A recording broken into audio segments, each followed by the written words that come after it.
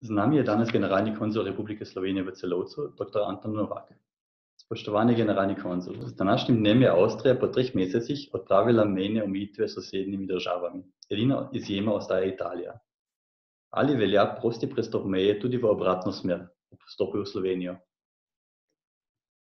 Pozdravljamo ta ukrep Avstrije in smo ga zelo veseli, ker se je Slovenija zelo prizadevala, da bi Avstrija med državami sosednjimi, s katerimi bo odprla meje, vključila tudi Slovenijo. Malo nas je presenetila, da je ta ukrep stopil v veljavo že z današnjim dnem, ker se je govorilo o 15. juniju, ampak mi pričakujemo, da bo Slovenija v kratkem sprejela enak ukrep za Avstrijo, se pravi, da bodo tudi avstrijski državljani in osebe z bivališčem v Avstriji lahko neomejeno vstopali v Slovenijo. Številni manjši mejni prehodi so bili za ta čas zaprti, na primer Korensko sedlo in Jezerski vrh. Ali velja odprtje meja tudi za te prehode?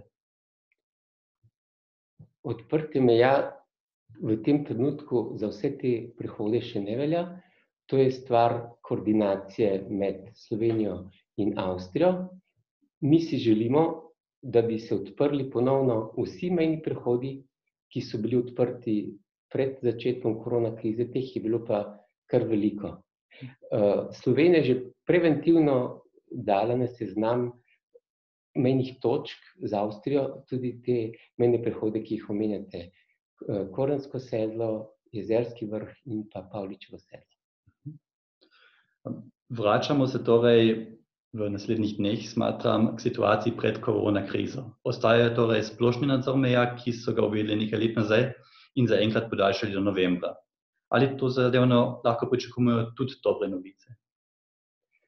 Mi bi se želeli, da bi se bolje varovala zunanja schengenska meja, v tem trenutku je to meja z Hrvaško, da pa bi se ukinile mejne kontrole na notranjih mejah med državami EU.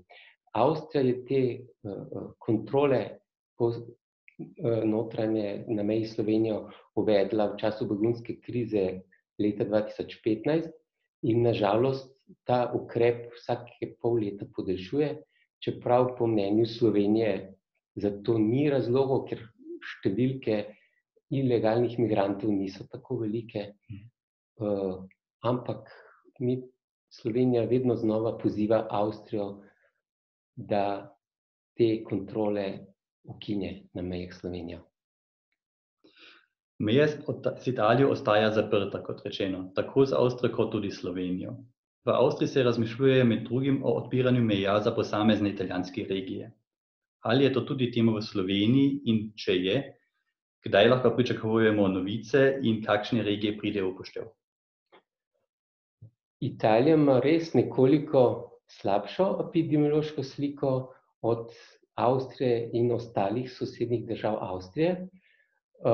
Je pa epidemiološka slika po različnih regijah različna, tako da so nekatere že uvrščene v tako imenovano zeleno regijo, se pravi, da bi bila možna sprostitev meje z njimi. Veseli smo, da je tudi sosednja regija, Furlanija, Junijska krajina, uvrščena med te tako imenovane zelene regije in moram priznati, da se tudi v Sloveniji razmišlja, da bi se prej odprla meja samo za prebivalce Italije iz Furlanije, Julijske krajine, med katerimi je tudi veliko Slovencev. In pa tudi stiki čezmejni so najbolj intenzivni med sosednjimi regijami. Gospod generalni konzul, hvala lepa za vaš komentar in želim vam veliko uspehov naprej. Hvala za možnost tega pogovora in enako tudi jaz želim vam. Hvala.